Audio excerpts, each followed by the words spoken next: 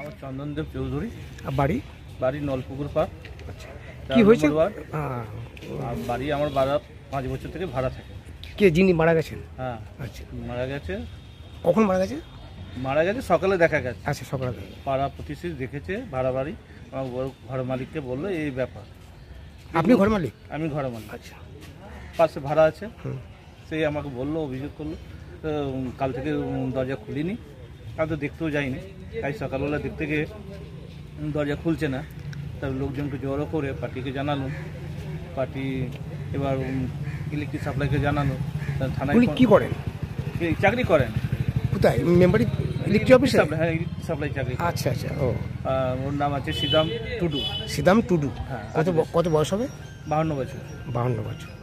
আচ্ছা, তারপরে ওনার বাড়ি বাঁকুড়া। আচ্ছা, তারপর জানানোর পর আমি থানায় ফোন করলাম। থানা থেকে অফিসার গেছে, ঘরটা ভাঙা হয়েছে, ভেঙে দেখে অফিসার। এখন আপনারা থানাতেই বডি আছে?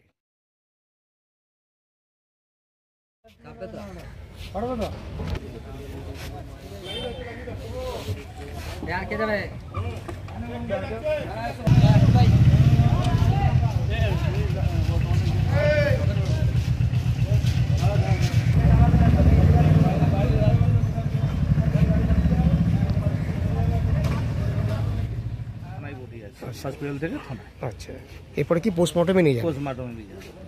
আচ্ছা, আপনার নামটা আরেকবার? চন্দনদেব চৌধুরী। আচ্ছা, কিভাবে মারা গেল এটা বলতে পারলাম না, ডাক্তার যেটা করবে। আচ্ছা আচ্ছা, ও তারপর মারা গেছে মানে কালকে রাত্রে নাকি? আমরা কিছু জানি না। সকালে দেখছেন যে দরজা খুলছে না?